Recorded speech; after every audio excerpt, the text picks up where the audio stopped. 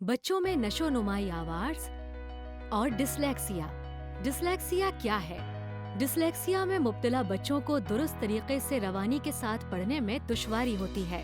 وہ پڑھنے میں بہت زیادہ وقت لگاتے ہیں، لیکن انہیں یہ یاد رکھنا مشکل ہوتا ہے کہ وہ الفاظ کو کیسے پڑھیں، اور ایک جیسی آواز، دکھائی دینے والے الفاظ اور حروف میں آسانی سے الجھن کا شکار ہو جاتے ہیں۔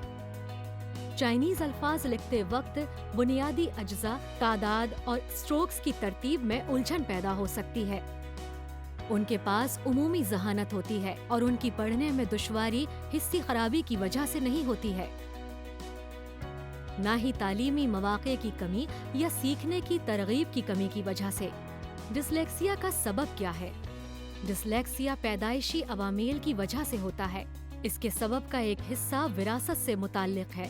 دماغ کے ڈھانچے اور فنکشن میں موروثی اختلافات سے الفاظ کی عمل کاری کے ان کے فنکشن پر اثر پڑتا ہے۔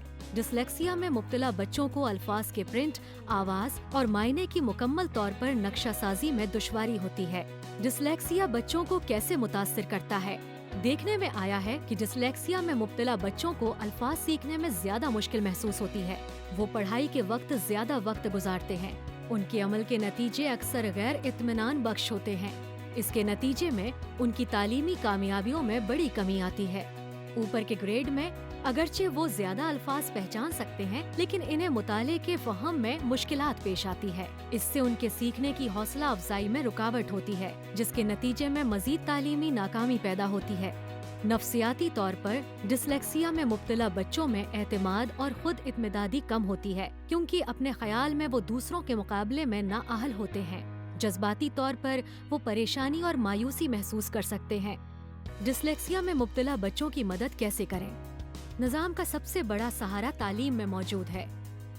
ثبوت پر مبنی طریقہ ہائے تدریس کو اپنانا، مناسب رہائش اور معاون ساز و سامان کی فراہمی۔ چائنیز زبان سیکھنے میں حروف کے اندرونی ڈھانچہ اور بامانی اجزاء کی جانکاری بہت ضروری ہے۔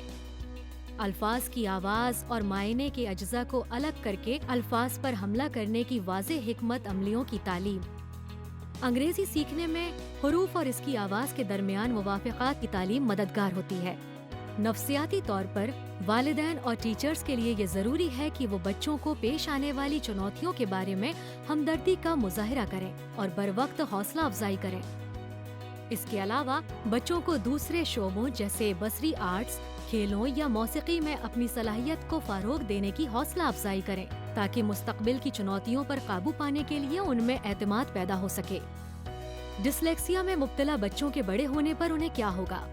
اس وقت ڈسلیکسیا کا کوئی مستند طبی علاج نہیں ہے، اور نہ ہی یہ بچے کے بڑے ہونے کے ساتھ ہی ختم ہو پائے گا۔